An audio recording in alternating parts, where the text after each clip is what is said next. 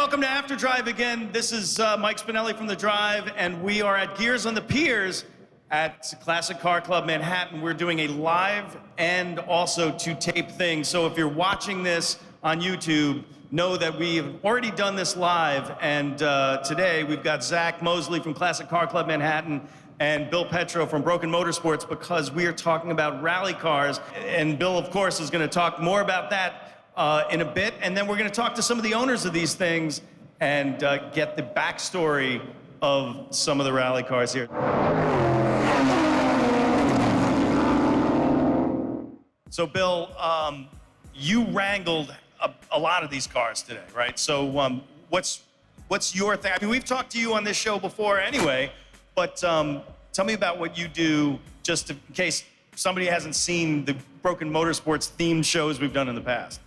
Yeah, well, I mean, you know, we've done a lot of the shows on After Drive, and you know, if it revolves around rally, we seem to be involved. So, you know, we've been Broken Motorsports and me. You know, we've been active in rally for nearly the last 20 years. We build rally cars from the ground up. We do a lot of other Subaru stuff, but not just Subaru stuff. We do a lot of other cars as well. I right now race a Nissan 240SX that I've been running the last few years. I've run Fiestas, I've run other cars as well, so a lot of stuff, a lot of different involvement for sure. Well, one observation I want to throw out is we've, you know, so far, and I think it really fits in what we do here at the car club. You know, we're drivers, we don't drive our cars, we're not precious about it. You know, it kind of kills us when we go to sell a car and we get all the internet haters, you know, flaming us for having smudgy touchscreens and rock chips and stuff. We're like, hey, we actually use this thing. It's not just parked up in our garage.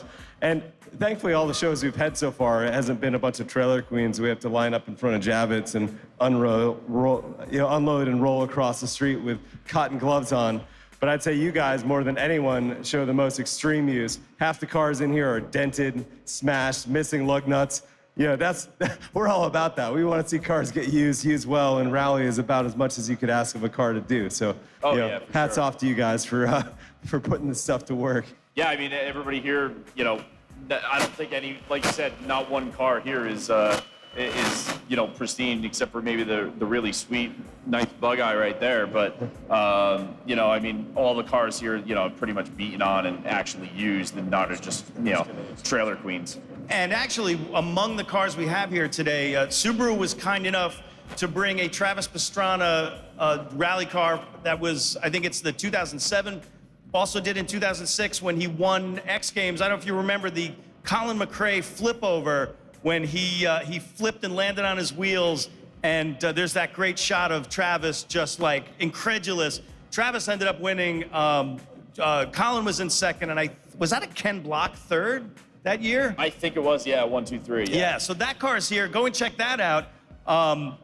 It's you know, obviously a very important STI among a lot of Subarus here. Now, you work on a ton of Subarus. You do a lot of other stuff. Let's talk about one car real quick, because it's a Subaru on the outside and it's something else on the inside. Yeah, it's a car that I brought here, a car that I own. It's I've dubbed it the Quattro. So that kind of gives you an idea of what's inside besides Subaru. It's a car that, it's actually one of the first rally cars that I started working on. It was the first car that I ever crewed for way back in 2001. So it's kind of, you know, for me, it's got a lot of meaning for me to have the car. And it was built by, you know, a group of guys here in Brooklyn. And, you know, I'm fortunate to own the car now, and it's basically it's an EJ22T, which is the closed deck motor from a like 91 Legacy turbo, higher compression, version 4 STI heads. But back in 1997, when the car was built, there was no Subaru STI 6-speed. There was nothing to handle the kind of power that this thing puts out. I mean, I've driven all kinds of rally cars. I mean, lots. You know, old stuff, modern stuff. You know, this is still the fastest and hardest one I've ever driven. I mean, I drive this car hard for 5 minutes in the middle of the winter, and I'm sweating. I mean, it's a hard car to drive. But back then there was no power, no drivetrain that could handle the power unless you went dog box or something like that. They didn't want to go dog box, and they're just, those guys, they have a long history with Audi. So they decided to put an Audi Quattro 4000 trans and rear diff in the car, axles, drive shaft. It's got 944 turbo front brakes. I mean, it's a real weird mix of a car. They actually ran Audi 5000 hubs inside Subaru knuckles. So he went through the Mogul catalog and figured out like what the ID/OD was of like the hub and the knuckle, and said, oh yeah, that'll fit, and put it together. So it's like it's all Subaru stuff underneath, like subframes, control arms, knuckles, and even the suspension is Subaru. But then you have like Audi hubs, and you have Porsche front brakes. Audi wheels too, right? Yeah, those are Audi wheels. Those are actually Hanno Mikula's wheels from the Group B days. Wow. That's why I mean, like, these guys go way back with Audi. So, it's just it's a really oddball car. And, again, in 97, I mean, the bodywork is all custom handmade. The only other car in 1997 that was a Subaru, that was a coupe, that was wide body, was the WRC cars from ProDrive. Well, that's true. I mean, because that was the first thing that I noticed on this thing is like it's a wide body.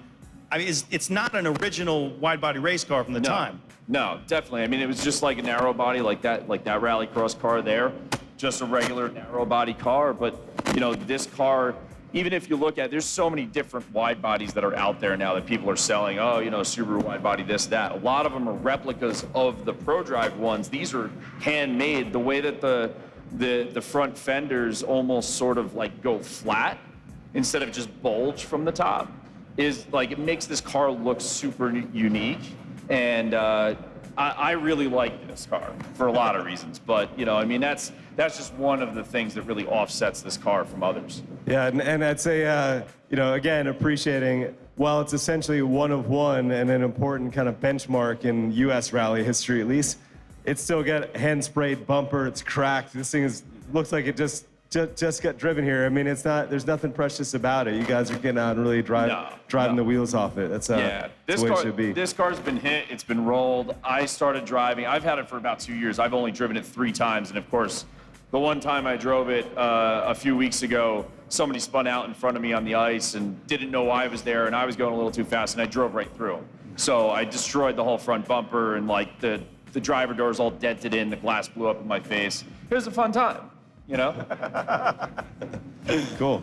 Well, I mean, right in front of us is just around the same era. I don't know if you remember a guy named Tommi Makinen. But so today we actually have a Tommi Makinen edition Evo 6 on scene, which is really fantastic. It's surprising to see it here because it's a 2000.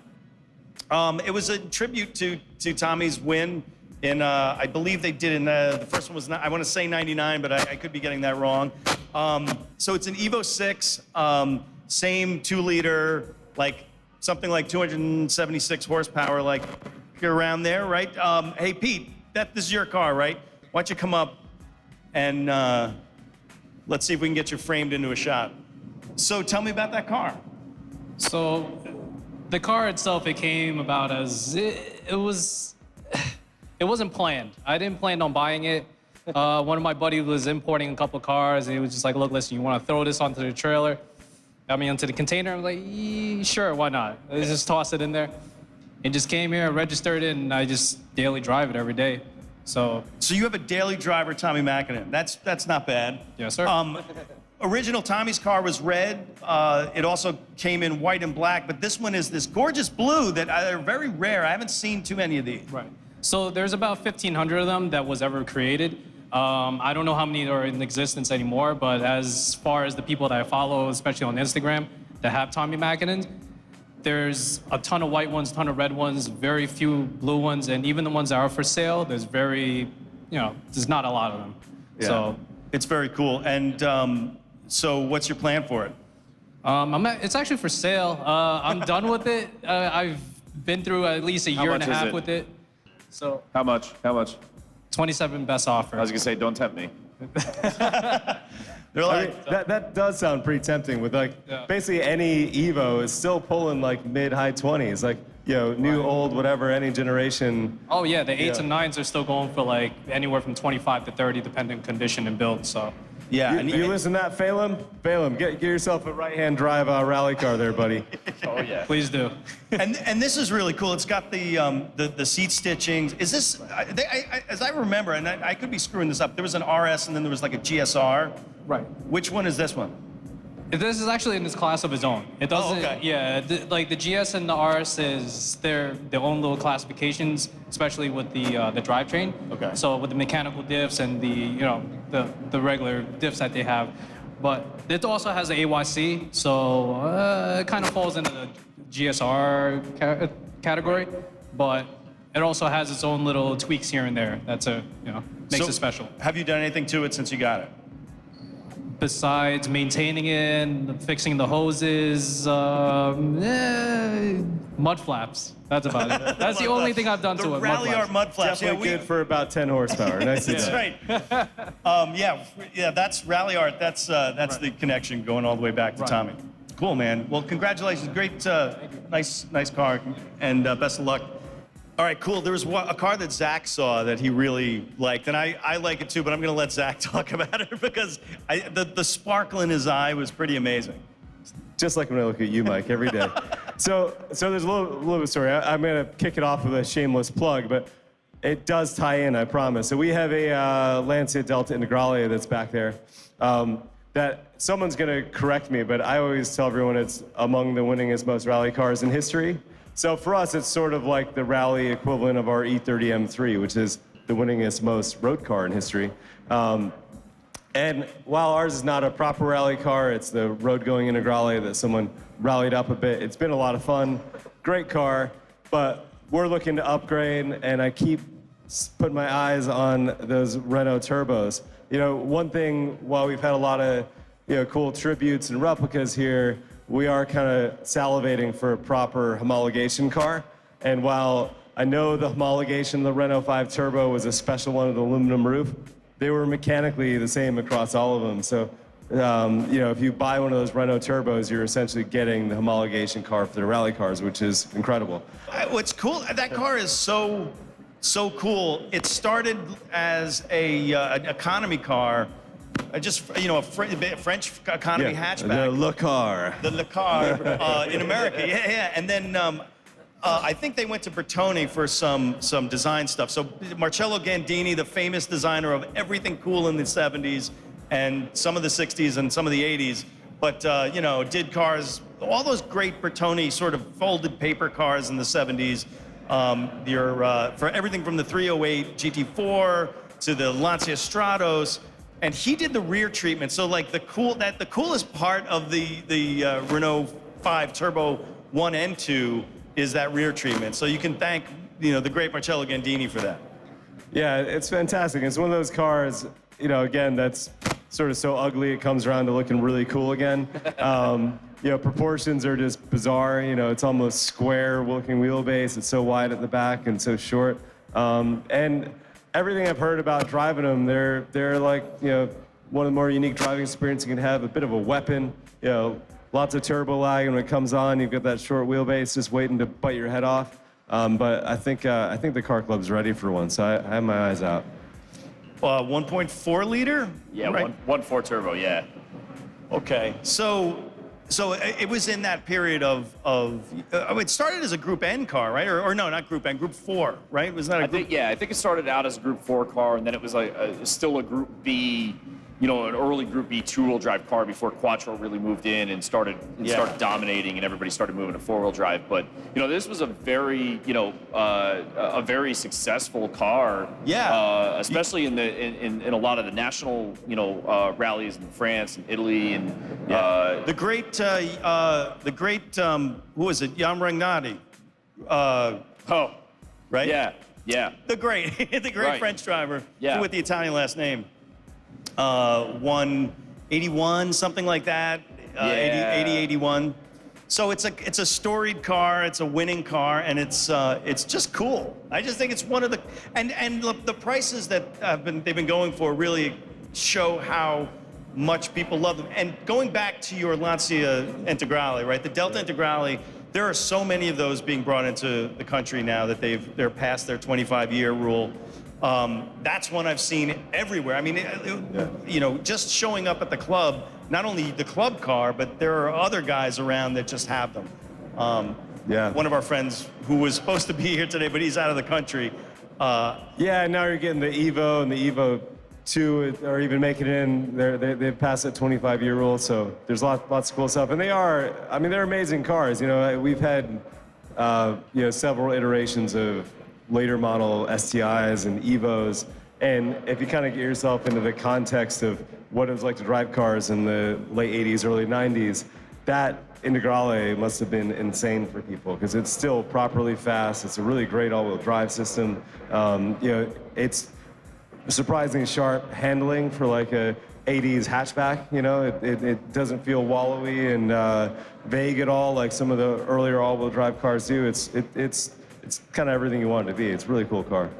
Well, and they would be perfect pairs, but you can only have one. Well, you know, maybe we can have two. We'll see. You know, we have trouble parting ways with things, so they tend to stick around. Yeah.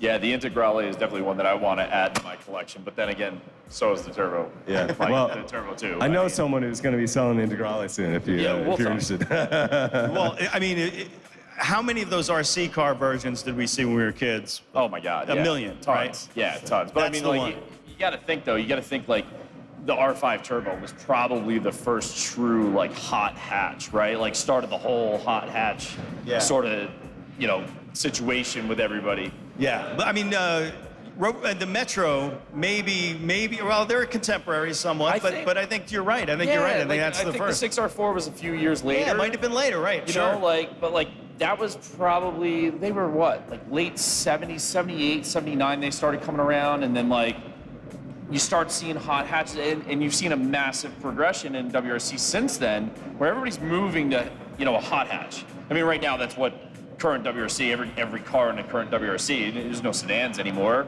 It's all hot hatch stuff, you know. So, but I think it's in my mind that's where it started. You know? And it is in that zone of cars that everybody wants right now. They're calling them young timers.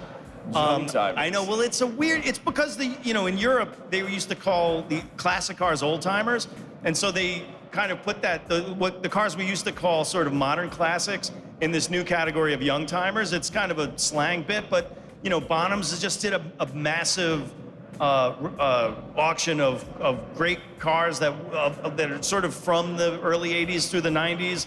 Radwood is doing amazing with cars from the 90s and 80s and 90s. It's exploding, and it's because people of a certain age are of that age when they start buying, you know, that collector car they always want. I mean, I'm a Peugeot nerd. I've got a 92 505, you know, wagon. You know, I mean, it wasn't a rally car. It's a 505. You know, it's not a 205, but I'm still in that realm of, you know, newer sort of young classics or whatever you're calling it. Yeah. Well, young timers, right? Young timers, yeah. 205's another one that we're starting to see on Bring a Trailer all the time. Yeah. You know, how many 205s? There's the 1.6 or the 1.9. Like the 1.9 is apparently the one that everybody wants, but the 1.6 is the like higher strung one. Yeah, exactly. I like the ones. I actually passed up on one, like, I don't know, 4 or 5 weeks ago. There was one that came up on the Peugeot group on Facebook, and I passed on one that was in Canada, black 1.6, 80, you know, 85 or 86. Exactly the way I would have wanted it. You know, maintenance was done, but like had no seats and like no carpet. Perfect to put my Recaros in and just rip around every day in. Yeah. You know. Cool. All right. What else we got? Well, there's one car that really stands out here. We got to look at. You know, we have all this kind of purpose-built, mostly Japanese and some German rally stuff, and then there's a Thunderbird. Dude, the Thunderbird, you know me. I mean, this is like the car that I would have picked if we were doing a Bring a Trailer challenge. Yeah. If there was a Spinelli rally car, it is that car. I love this thing. It doesn't get more Spinelli than that. Yeah. All right. So tell me about the Thunderbird. It's a 95 Thunderbird. It originally came with a V6 engine. I swapped that into a Mark 8 engine, which is a V8 with a 5-speed from a Mustang.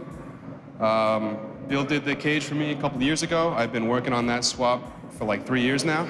Yeah. I finally got it together like about a month and a half ago, a couple of months.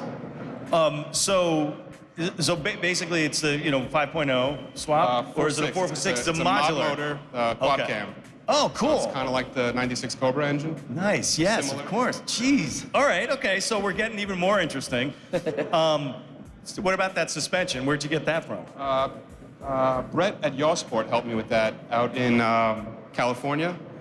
The front suspension hasn't been installed yet. The rear suspension, the only thing modified are the struts, the Bilstein struts that were revalved specific for the weight of the car and the travel for the suspension. Cool. What's your plan for it? STPR. That is my main goal is STPR. The big jump at the end. That's why I'm. That car's So gonna you rip want at that STPR. picture of that car in the air? Oh, of Yeah. course. You got to have that. Yep. I saw that once and I was like, that's for me. Any specific? So is it and with the Mustang engine, is it transverse mounted and front drive still, or is it rear drive? What? It's rear-wheel drive. Rear-wheel drive? It's the engine from a Lincoln Mark 8, actually, Right. which is the same chassis as the Thunderbird. All right. So it bolts right in. And it's gonna It bolts right in. bolts right in. Yeah, yeah. It's gonna stay rear-wheel drive. There's Yep. no Wow. Oh, yeah. Cool. Why the Thunderbird for you?